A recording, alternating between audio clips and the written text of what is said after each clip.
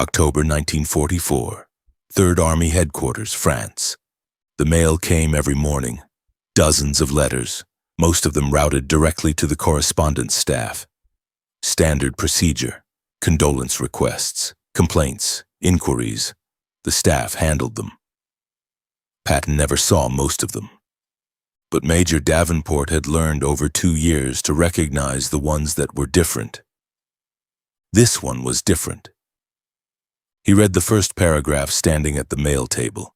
Then he sat down and read the rest. Then he walked it to Patton's desk himself.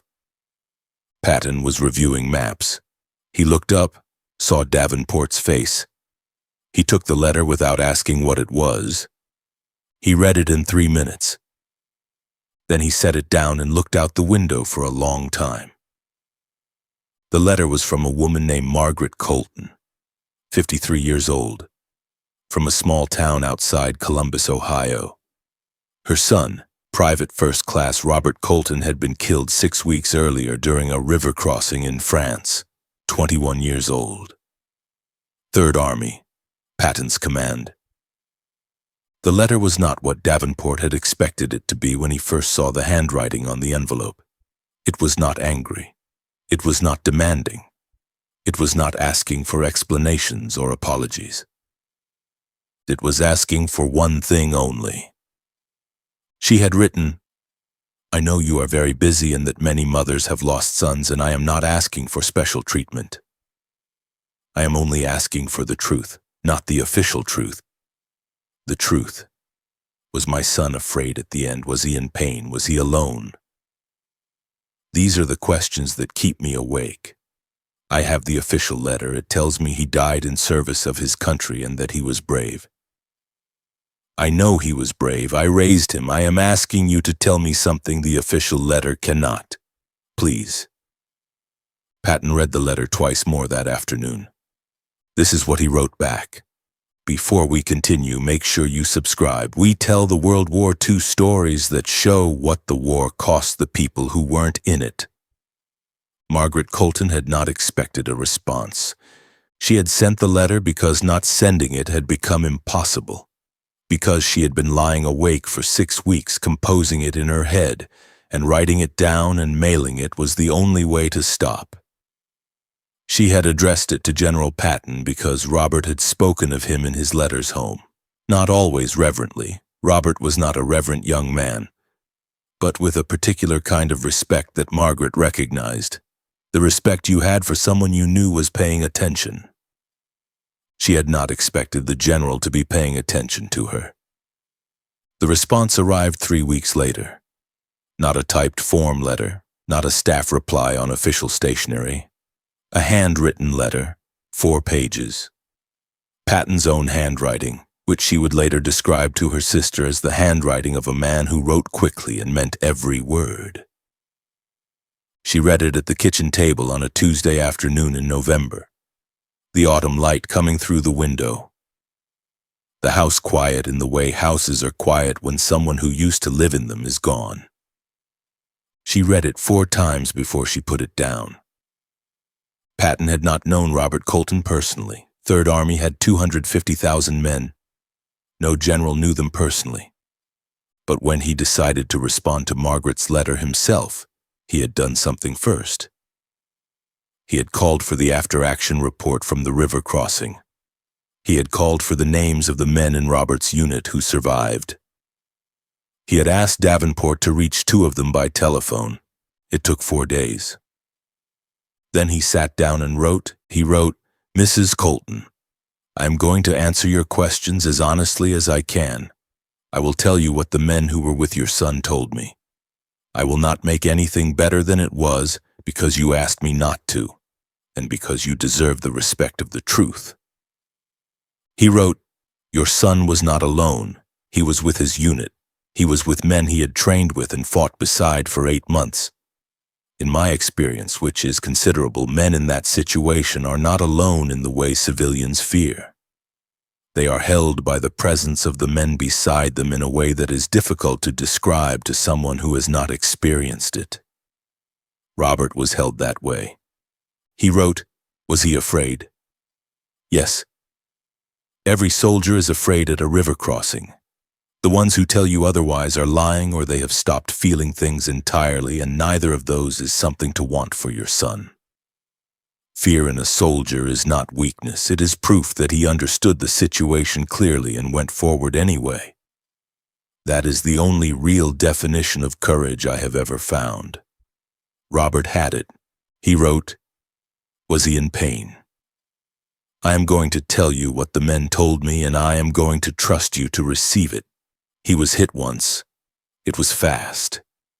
The men who were with him said it was fast. I cannot tell you it was painless because I don't know that, and I won't pretend to. But I can tell you it was fast, and in my experience of war, fast is the mercy that the situation allows." He wrote, "I want to tell you one more thing. The men I spoke to told me something about your son that was not in the official report because official reports don't have room for it. They told me that at the crossing before the order came, when the men were waiting on the bank, which is the worst moment, the waiting, Robert made a joke. I don't know what the joke was. The man I spoke to couldn't remember it exactly, but he remembered that it landed, that the men around him laughed, that for a moment the waiting was bearable. He wrote, "A man who makes the men around him laugh when they are afraid is not a small thing.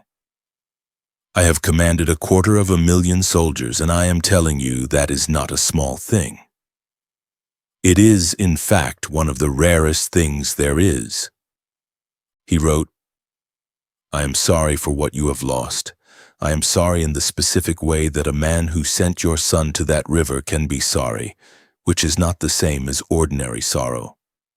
I carry the names of the men who have died in my command. I carry them because it is the only thing I can do that is proportionate to what they gave. Robert's name is among them now." He wrote, "You asked me for the truth. I hope this is close enough to it to give you some rest."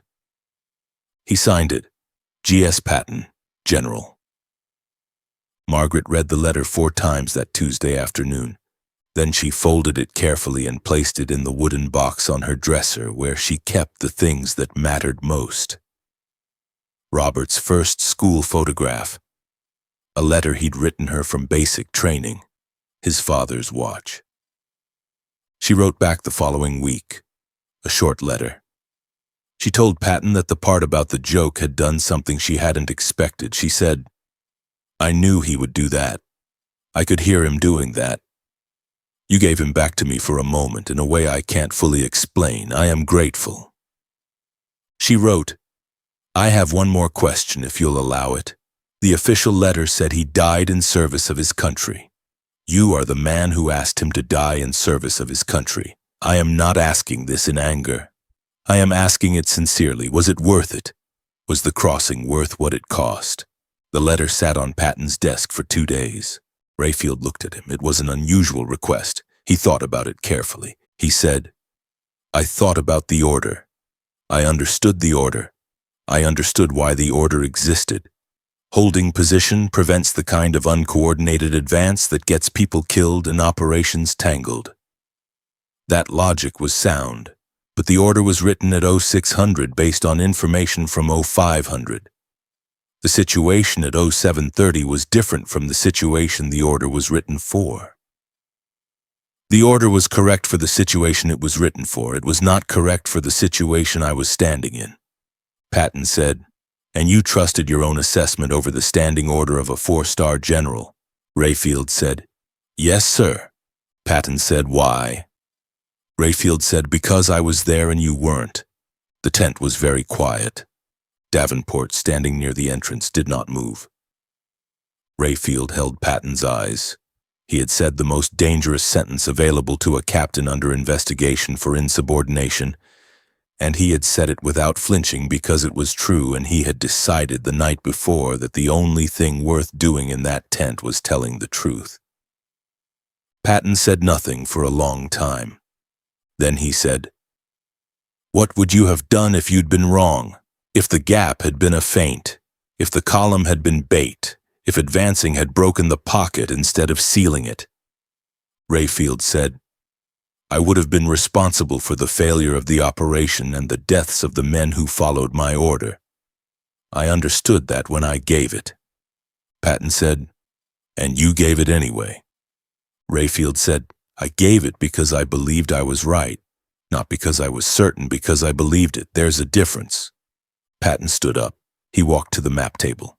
He stood with his back to Rayfield, looking at the map of the operation. He could see the gap. He could see exactly what Rayfield had seen from the ground, now rendered in lines and symbols on paper. He stood there for almost a minute. Then he turned around. He said, "Colonel Briggs is correct that the precedent is dangerous. He is correct that an army where every captain decides which orders apply to him is an army that cannot function." "He is correct about all of that." Rayfield said nothing. Patton said, "He is also working with information you had at 0600. You were working with information you had at 0730. 90 minutes is a long time in a moving operation." He walked back to his chair, sat down. He said, "I am going to tell you something that is not in any field manual and will never be in any field manual.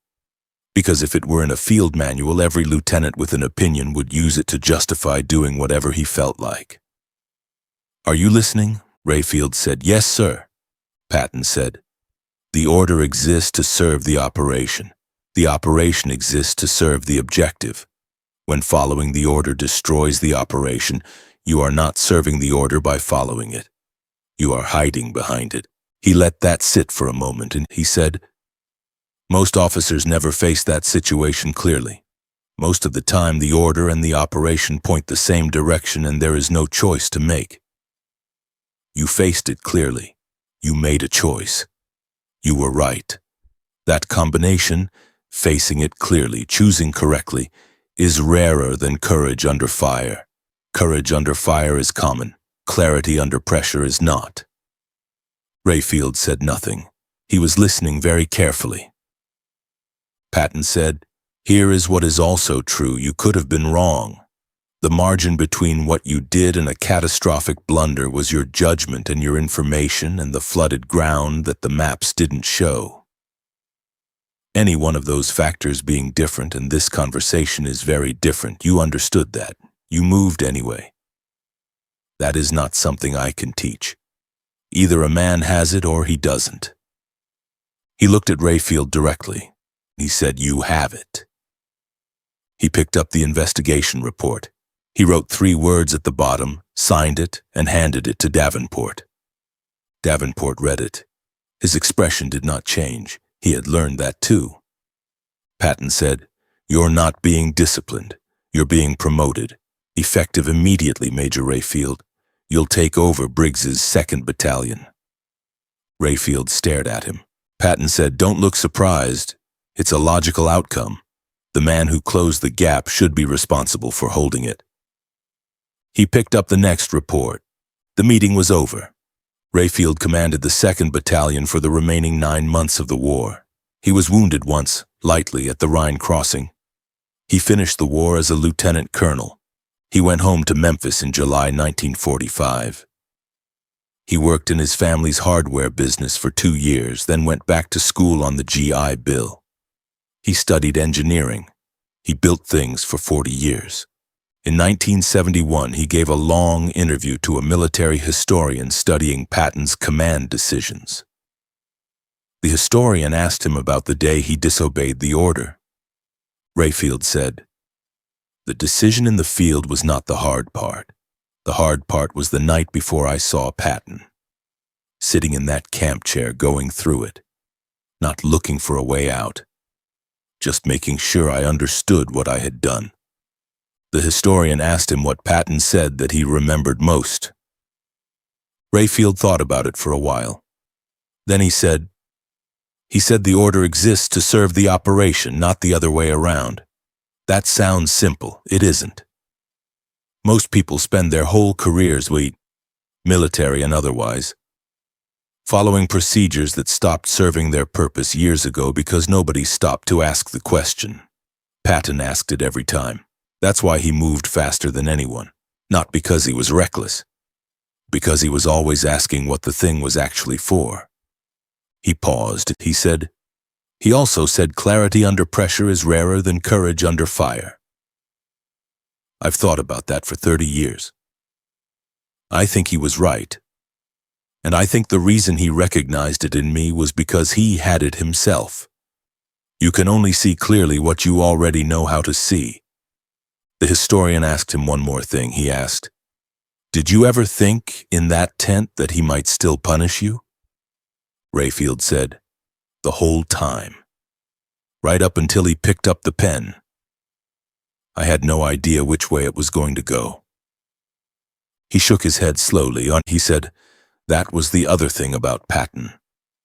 He made you genuinely uncertain, not because he was arbitrary, because he was actually thinking. You could feel him thinking. And when a man is actually thinking, the outcome is not predetermined. That's rare, too, rarer than people realize." Patton never mentioned Rayfield's case publicly. But Davenport, who had read the 3 words Patton wrote at the bottom of the investigation report, included them in his private journals. The words were judgment over procedure. 3 words, written at the bottom of a formal military investigation, signed, filed. Not a reprimand, not an endorsement, a principle. The principle Patton had carried his entire career and almost never said out loud. Judgment over procedure. When the situation the order was written for is no longer the situation you are standing in, you owe the order nothing. You owe the objective everything. Davenport wrote, "I have worked for this general for 2 years. I have watched him make hundreds of decisions. I have seen him apply this principle many times without naming it. That afternoon, he named it. 3 words at the bottom of a form. I have thought about those 3 words more than almost anything else I witnessed in the war. Not because they were new, because they were true, and because the man writing them had just finished telling a young captain that following a bad order is not discipline. It is cover. That is the kind of thing that is difficult to say. It is also the kind of thing that, once said, cannot be unsaid. Would you have given that order to advance? And if you had, would you have been able to defend it the way Rayfield did? Let us know in the comments below.